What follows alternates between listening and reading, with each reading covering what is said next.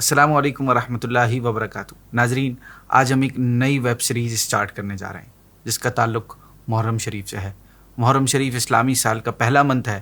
یہ بھی ایک عجیب اتفاق ہے کہ آخری مہینہ بھی قربانی کا یعنی ذوالحجۃ الحرام کا، جس میں سیدنا ابراہیم علیہ الصلاۃ والسلام کا اپنے بیٹے کو قربانی کے لیے پیش کرنا، پھر اس کی جگہ دمبا ذبح ہونا اور اس کی یاد میں ہر سال تمام مسلمان قربانی کرتے ہیں۔ پھر 18 ذوالحجہ مسلمانوں کے تیسرے خلیفہ عثمان غنی رضی اللہ تعالیٰ عنہ کی انتہائی مظلومانہ شہادت، اور پہلی محرم مسلمانوں کے دوسرے خلیفہ فاروق اعظم رضی اللہ تعالیٰ عنہ کی شہادت، اور 10 محرم مسلمانوں کے چوتھے خلیفہ مولا علی کرم اللہ تعالیٰ وجہ الکریم کے شہزادے پیارے آقا صلی اللہ تعالیٰ علیہ وسلم کے نواسے امام حسین رضی اللہ تعالیٰ عنہ کا گھر والوں سمیت اسلام کے لیے گھر لوٹانا۔ گویا اسلامی سال کا پہلا مہینہ بھی قربانی اور آخری مہینہ بھی قربانی کا ہے۔ 1400 سال سے زیادہ کا عرصہ گزر گیا، لیکن اس کے باوجود بھی شہادت امام حسین کا ذکر آج بھی زندہ ہے۔ اس کی شہرت اور تذکروں میں آج تک کمی نہیں آئی ہے۔ یہ پھیلتا ہی جا رہا ہے، بڑھتا ہی جا رہا ہے، یہاں تک کہ حسینیت ہر طبقے میں حق اور یزیدیت ہر طبقے میں فتنہ و فساد کی علامت بن گئی ہے، یعنی یہ ایک نشانی بن گئی ہے۔ اہل محبت مسلمان ہر سال محرم الحرام کے مہینے میں مختلف انداز سے اس واقعے کی یاد تازہ کرتے ہیں۔ صحابہ کرام اور اہل بیت سے اپنے اپنے انداز میں محبت کا اظہار کرتے ہیں۔ شہادت امام حسین کا واقعہ ہم ہر سال سنتے ہیں اور ان کی بہادری کے تذکرے بھی کرتے ہیں۔ اہل بیت کے دیوانے ان کی قربانیاں سن کر ان کے دین اسلام کی عظیم خدمت کو یاد کرتے ہیں۔ اس ویب سیریز میں ہم شہادت امام حسین کے بعد پیش آنے والے واقعات اور کربلا سے متعلق واقعات بتائیں گے۔ آج کی ایپیسوڈ سٹارٹ کرتے ہیں۔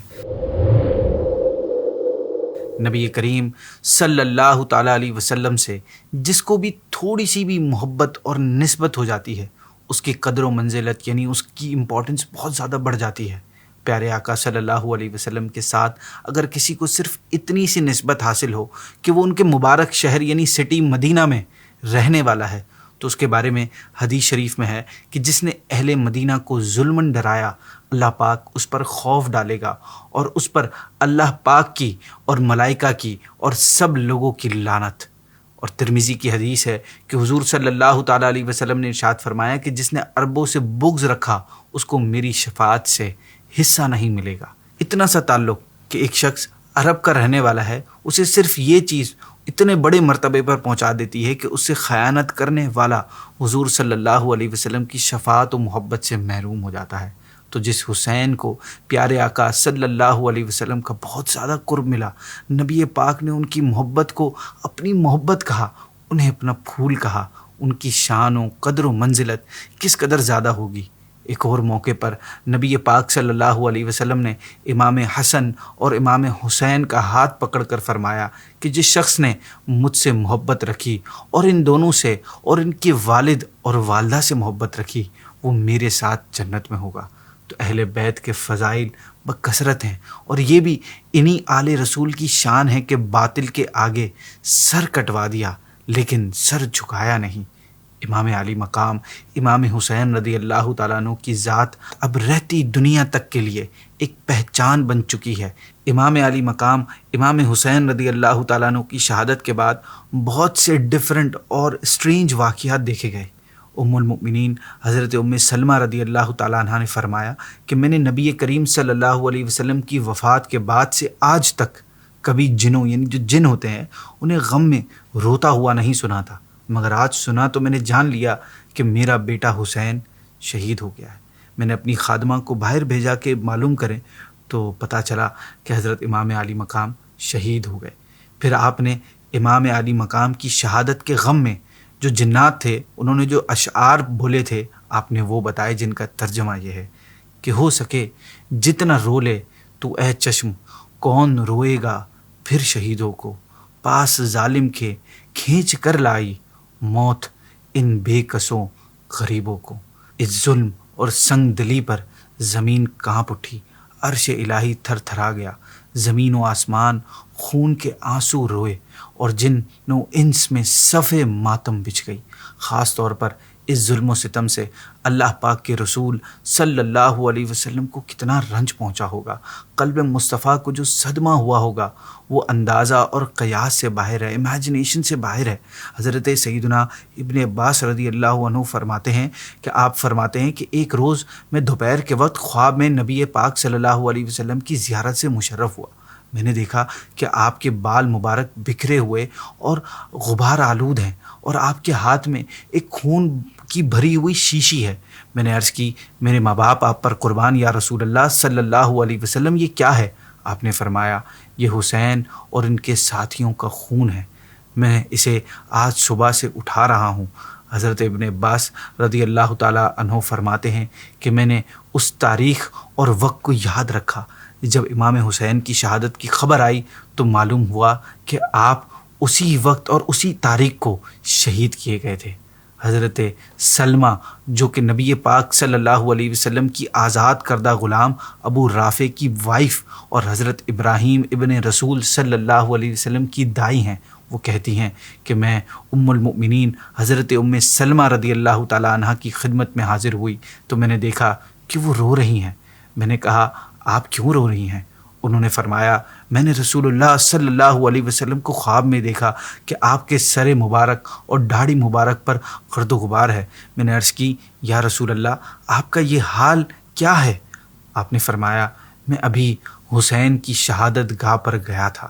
ناظرین، امام حسین رضی اللہ تعالیٰ عنہ کی شہادت کے بعد ان کے جسم مبارک کی بے حرمتی کرنے والوں میں سے ایک شخص اخبش حضرمی تھا جو گھوڑا لے کر اپنے ناپاک ارادے سے آگے بڑھا تھا۔ اس کے بعد ہی اچانک قدرت الہی سے نامعلوم سمت سے، مطلب کسی بھی اچانک سے کسی جانب سے اسے ایک تیر آ کر سیدھا اس کے دل میں لگا تھا اور یہ بد نصیب اسی میدان کربلا میں مر کر اپنے انجام کو پہنچ گیا تھا۔ آپ رضی اللہ عنہ کی شہادت اور آپ کی لاش مبارک کی بے حرمتی کے بعد یزیدی لٹیروں نے اہل بیت کا سارا سامان چھین لیا۔ اس وقت ان میں عابد بیمار حضرت امام زین العابدین رضی اللہ تعالیٰ عنہ باقی تھے۔ جب شمر کی نظر ان پر پڑی تو اس نے اپنے سپاہیوں سے کہا کہ ان کو کیوں باقی رکھا ہے، ان کو بھی قتل کر دو۔ تو ان میں سے ایک شخص حمید بن مسلم کے دل میں اللہ پاک نے رحم ڈال دیا۔ اس نے کہا یہ بیمار اور عمر میں چھوٹا ہے لہٰذا اس کو قتل مت کرو۔ اس کے بعد ابن سعد نے تمام شہداء کے سر کاٹنے کا حکم دیا اور یہ سر حضرت امام علی مقام کے سر کے ساتھ ابن زیاد کے پاس بھجوا دی ہے۔ یہ لوگ ان سروں کو نیزوں پر لٹکا کر ابن زیاد کے پاس لے گئے۔ خود ابن سعد اس روز کربلا میں رک گیا اور 11 محرم کی صبح اپنی فوج کے تمام مرے ہوئے کو جمع کیا اور ان پر نماز جنازہ پڑھی اور دفن کر دیا، مگر شہداء رائے حق کے جسموں کو ایسے ہی بغیر کفن کے پڑے رہنے دیا۔ بقیہ قافلے والوں کو قیدی بنا کر کوفہ روانہ کر دیا۔ سر وہ ہے جو کٹے اسلام کی خدمت کے لیے، آبرو وہ جو گھمے دین کی عظمت کے لیے، جو کہ آغوش پیمبر میں پھلا پھولا تھا، کربلا میں وہ کٹا دین کی حفاظت کے لیے۔ استقامت پہ فدا ہیں تیرے اے دست حسین، نہ گیا ہاتھ میں بے دین کی بیعت کے لیے۔ جب عمر بن سعد کربلا سے چلا گیا تو قبیلہ بنی اسد کے لوگوں نے آ کر شہداء کی نماز جنازہ پڑھی اور حضرت امام حسین اور ان کے تمام ساتھیوں کے جسموں کو دفن کر دیا۔ ناظرین، امام علی مقام اور دیگر شہداء کے سر مبارک خولی بن یزید اور حمید بن مسلم کے ساتھ ابن زیاد کے پاس بھیجے گئے۔ جب وہ کوفہ آئے تو ابن زیاد کا مکان بند تھا، لہٰذا خولی امام علی مقام کا سر مبارک لے کر اپنے گھر آ گیا اور اس نے اپنی بیوی سے کہا کہ میں تیرے لیے وہ چیز لایا ہوں جو عمر بھر کے لیے تجھ کو غنی کر دے گی، یعنی مالدار کر دے گی۔ اس نے پوچھا کیا ہے؟ کہا حسین کا سر۔ وہ بولی برباد ہو جا تو، لوگ سونا چاندی لے کر آتے ہیں اور تو رسول خدا کے بیٹے کا سر لایا ہے۔ اس نے طیش میں آ کر کہا کہ خدا کی قسم میں تیرے ساتھ کبھی نہ رہوں گی۔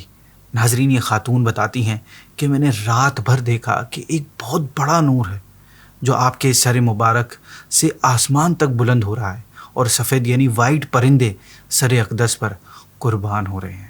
ناظرین، آج کے لیے اتنا ہی، اس سے آگے کے واقعات انشاءاللہ اگلی ایپیسوڈ میں سنیں گے۔